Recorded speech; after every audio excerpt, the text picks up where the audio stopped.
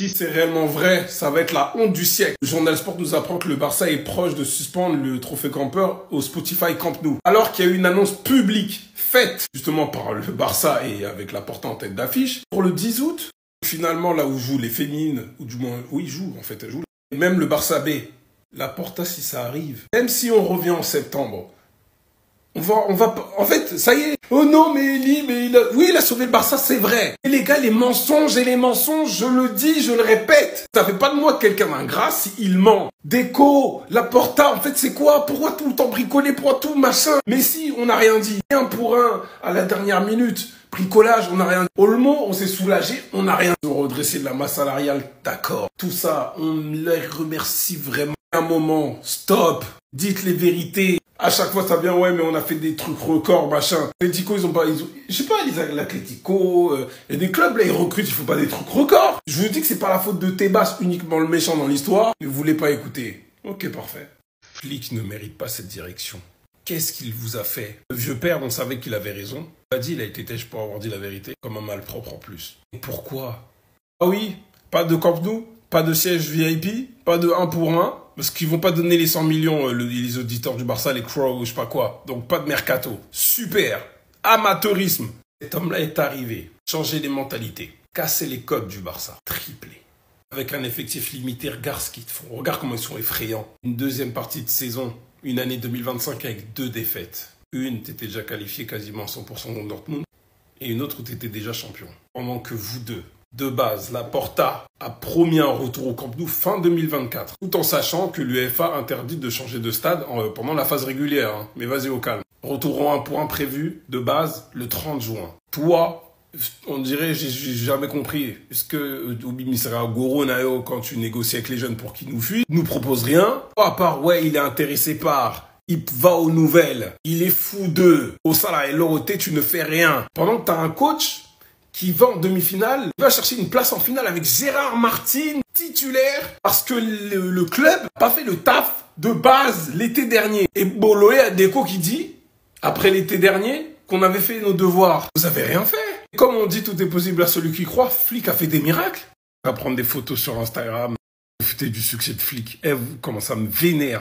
Attendez. Deco, le jour où ça va lancer un hashtag Deco out, faudra même pas pleurer, hein. Vraiment, faudra pas pleurer. Fabrizio Romano, écoutez. Rashford est faux à l'idée de déménager à Barcelone et le rêve de Deco et Luis Diaz. Ah là là là là. La cerise sur le gâteau, préparez-vous. Le Bayern a transmis une offre de 67,5 millions d'euros pour Luis Diaz, immédiatement refusée par Liverpool. Les Reds en veulent 100 millions. Dites-vous que malgré les 100 millions demandés par Liverpool, Deco il veut pas lâcher. Au lieu d'aller sur Marcus Rashford qui nous fait des appels de phare depuis 2006, il veut pas lâcher. Allez, Mani revient. À part ça, la clause libératoire de 60 millions de Ronald Araujo expire aujourd'hui et aucun club ne va l'activer. Dès demain, sa clause repassera à 1 milliard d'euros. De toute manière, on l'a compris depuis quelques semaines, Hansi Flick compte sur Araujo la saison prochaine et pour le bien du FC Barcelone, on espère qu'il fera une bonne saison. Au passage, comme je l'avais dit hier, il nous a prévenu, cette année on verra son prime. Pour le cas Ter Stegen, encore une fois aujourd'hui, il ne s'est pas entraîné avec le collectif. Ter Stegen est celui qui a décidé unilatéralement de se retirer de l'entraînement et de s'entraîner en salle comme moyen de mettre la pression sur le club. Le club affirme qu'il souffre de douleurs au dos, mais il n'y a pas eu de déclaration officielle et c'est plus une excuse qu'une réalité. Ter Stegen, faudrait vraiment lui rappeler que la saison prochaine, c'est lui qui a une Coupe du Monde à jouer. Et pour finir, si tout se passe bien, Marc Bernal devrait faire son retour à la compétition fin août ou début septembre. Ça, c'est une très bonne nouvelle. Bref, en tout cas, n'hésitez pas à me donner vos avis dans les commentaires, histoire de savoir ce que vous en pensez, et moi je lirai tout ça.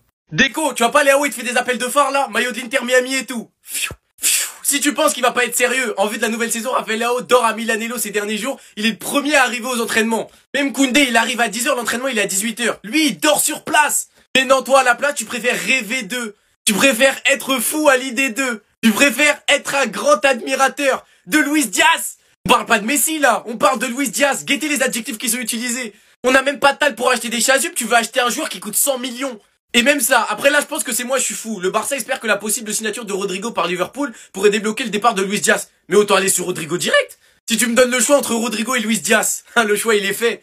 En fait c'est grave parce que le mercato, on a été rejeté par Nico Williams. On n'est pas intéressé par Rafael Leao. On est intéressé par Nkunku, on a eu des discussions avec Brian Saragossa. On a Rashford, c'est champ libre, droit devant, on a Leao, je suis sûr qu'on peut trouver un truc. Mais non, Deco lui, il a aucune intention de lâcher le dossier de sitôt. Moi je vous le dis les gars, vous voyez l'équipe qui s'est entraînée aujourd'hui, préparez-vous à avoir la même.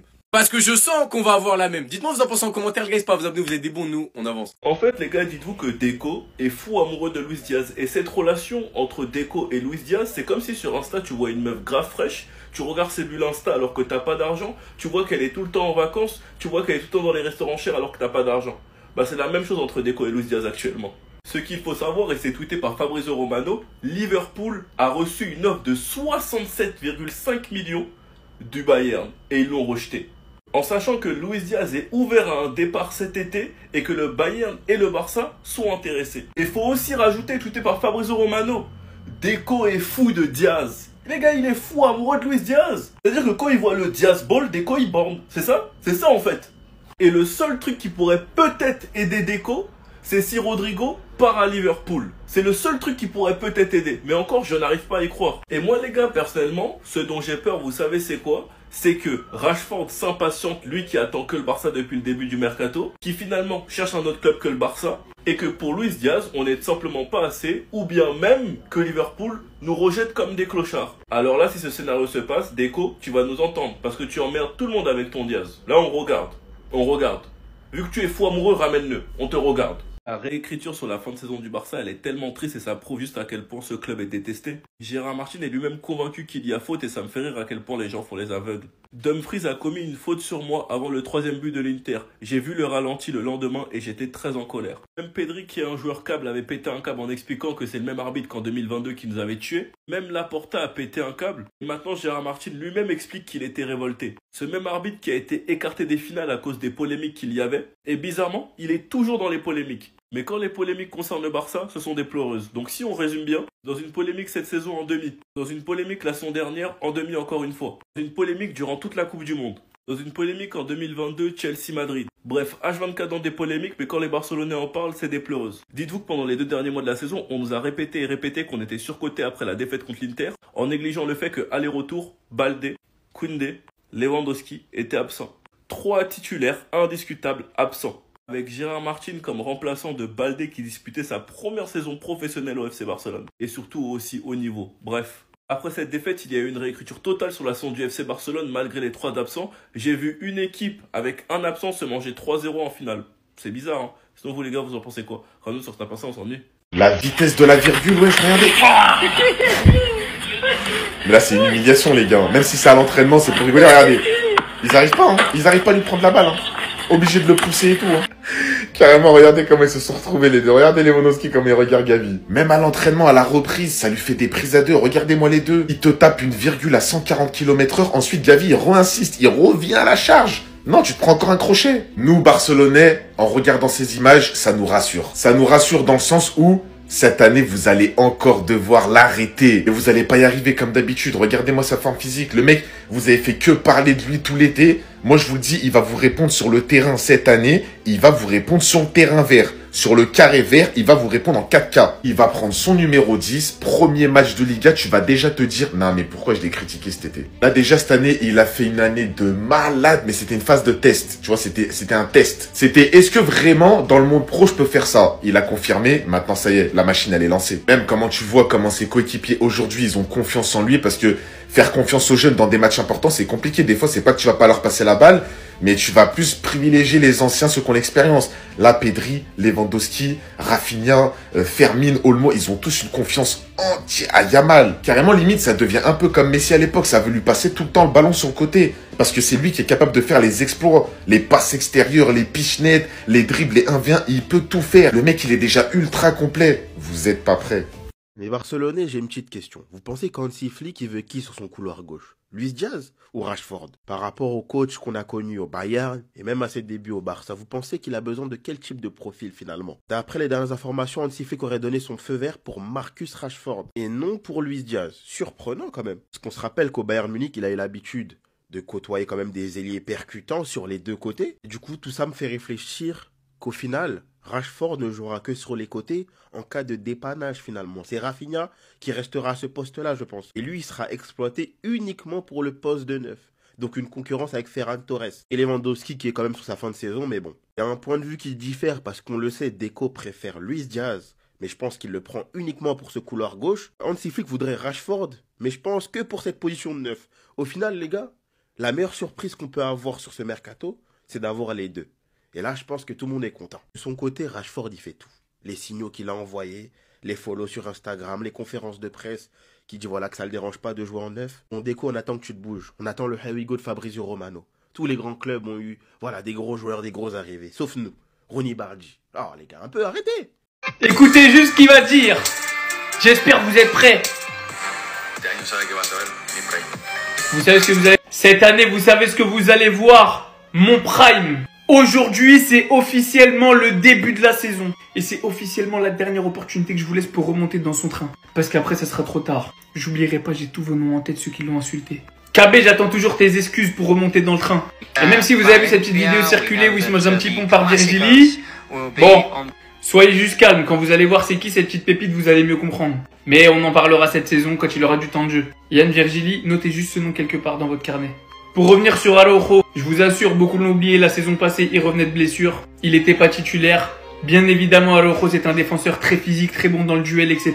Moins dans l'anticipation, peut-être moins dans l'intelligence que certains de ses coéquipiers au même poste. Mais avec tout le temps que le Barça va avoir pour préparer la saison, je vous assure que j'ai totale confiance en Hansi Flick pour faire de cet homme un monstre. D'ailleurs, aujourd'hui, c'est le dernier jour pour qu'Araujo puisse partir. C'est le dernier jour où sa clause est à 60 millions d'euros. Demain, Ronald Araujo aura une clause d'1 milliard d'euros. Et je vous le dis et je vous le répète, vous avez jusqu'à minuit pour rentrer dans le train. Dernier appel à minuit, terminus. Tout le monde descend. Attendez, début septembre. Ça, c'est une très bonne nouvelle. Bref, en tout cas, n'hésitez pas à me donner vos avis dans les commentaires, histoire de savoir ce que vous en pensez. Et moi, je lirai tout ça. Je vous dis qu'on n'est pas prêt pour le retour de ce mec-là. Les gars, on n'est pas prêt. Moi, je vous le dis, on n'est pas prêt. Ce fou-là de Marc Bernal, il a trop la dalle, les gars. Et vous allez voir le gras qu'il va faire sur le terrain quand il va revenir. Vous allez me dire, ouais, Ryan, tu fais 30 000 vidéos sur lui. Bah ouais, il est trop chaud. Moi, je kiffe trop ce mec, c'est une dinguerie. L'énorme effort de Marc Bernal sur plusieurs mois pour se remettre de sa blessure au genou sont visibles sur ce début de pré-saison. Flick et son staff sont même étonnés. Même tonton Flick, il est choqué. Tout le monde est confiant qu'il retrouvera son niveau de performance qui avait convaincu Hansi Flick. Oh, il revient des croisés, il a déjà choqué le staff, les gars. Mais vous imaginez même pas nous, quand on va le revoir jouer sur le terrain. Les gars, on est tellement pas prêts pour cette fumée, ça va être trop violent. Le mec choque déjà pendant les entraînements, alors que les entraînements, ils viennent de reprendre. Moi, je dis, préparez-vous seulement. Franchement, ça me fait plaisir de le voir heureux, de voir l'équipe heureuse, soudée. Les gars, préparez-vous, la saison me hype trop et hâte de voir les matchs de début de pré-saison et les matchs de saison en championnat. Dites-moi ce que vous en pensez en commentaire, l'équipe, et abonnez-vous, ça arrive lourd. Hansi Flick veut virer 5 joueurs du Barça cette semaine. Écoute bien, je t'explique tout ça. Le Barça vient de reprendre le chemin de l'entraînement et Hansi Flick, il souhaite qu'il y ait du ménage dans l'effectif. Certains joueurs comme Pablo Torre sont déjà partis, il a signé à Majorque, mais le coach allemand, il veut qu'il y ait encore des départs. Et concrètement, il souhaite que 5 joueurs partent dans ces prochains jours. Donc sans trop de surprise, on a Marc-André Ter Stegen qui ne s'entraîne même pas avec le groupe. Ensuite, on a Iñaki Peña, Christensen, surtout parce que son contrat termine dans 1 an et il a quand même un salaire qui est conséquent. Ensuite, le GOAT, Oriol Romeu, je ne sais pas pourquoi Hansi Flick ne le veut pas alors qu'il est super fort, mais bon. Non, je rigole les gars, c'est une blague. Et pour finir, Pau Victor, qui lui non plus n'est pas dans les plans de Hansi Flick. Donc voilà, je vous mets la source Sport qui parle des 5 cas à régler cette semaine par Hansi Flick. Il souhaite que ces 5 joueurs soient vendus tout simplement parce qu'il ne compte pas sur eux. Hansi Flick, ce qu'il veut à partir de la semaine prochaine, c'est travailler uniquement avec les joueurs sur qui il compte pour la saison prochaine. Donc voilà, il devrait encore y avoir du mouvement, même si c'est vrai que certains joueurs comme Ter Stegen ne veulent pas partir, et d'autres comme Oriol Romeu, eh bien, ils n'ont pas vraiment d'offre. Et si toi t'es fan du Barça, dis-moi parmi ces 5 joueurs-là, Ter Stegen, Peña, Christensen, Romeu et Pau Victor, qui tu garderais et qui tu vendrais? Dis-moi tout dans les commentaires, et si tu veux être au courant de toute l'actu du Barça, comme d'habitude, je t'invite à t'abonner.